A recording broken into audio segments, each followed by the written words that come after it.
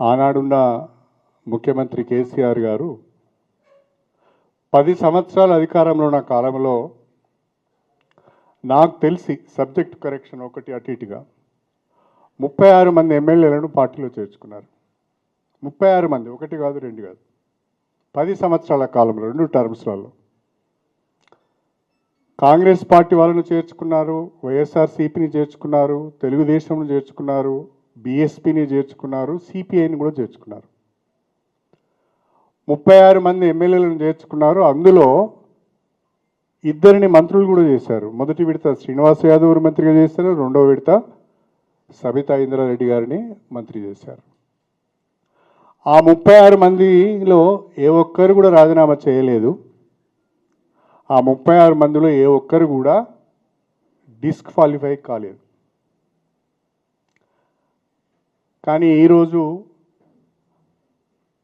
ఆనాడు రాజకీయ వ్యవస్థనంతా సర్వనాశనం చేసి భ్రష్టు పట్టించిన కేసీఆర్ గారు ఈరోజు ఫామ్ హౌస్కు పరిమితం అవుతున్నాడు.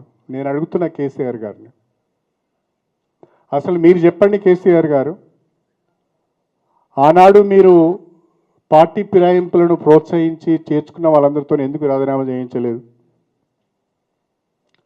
ఆనాడు లేని రాజకీయ విలువలు, ఆనాడు లేని నైతిక విలువలు ఈరోజే మీకు గుర్తుకొచ్చినాయా? అధికారం కోల్పోయిన తర్వాత గుర్తుకొచ్చినాయా? మీరు చెప్పండి, ఎందుకు ఆ రోజు ఆ రకంగా చేశారు, ఈరోజు ఈ రకంగా చేశారు? అంటే మీరు చేస్తేనే సంసారం, వేరేవాడు చేస్తే వ్యభిచారమా? మీరేమైనా శుద్ధపూసలా?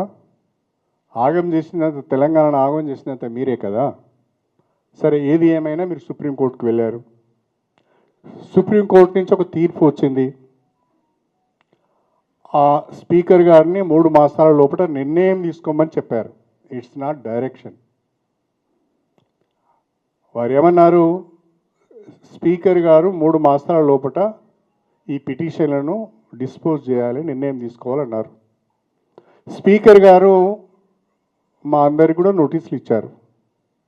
నాకు ఆ నోటీస్కు రిప్లై ఇవ్వడానికి నాకు ఇంకా టైం ఉన్నది. వారు ఒక్కొక్క ఎమ్మెల్యేకి ఒక రకమైన టైం ఇచ్చారు. వారు ఆ టైం లోపల తప్పకుండా నేను నా రిప్లై ఇస్తాను.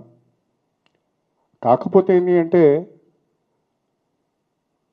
మీరు అధికారంలో ఉన్నప్పుడు మీరు ఫిరాయింపులను ప్రోత్సహించినప్పుడు ఒక రకమైన విధానం, ఇప్పుడు ఇంకొక రకమైన విధానం అనే విధంగా మీరు మాట్లాడుతున్నారు.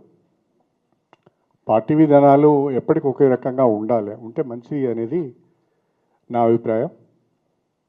స్పీకర్ గారి నిర్ణయానికి కట్టుబడి నా భవిష్యత్ ప్రణాళిక ఉంటుంది.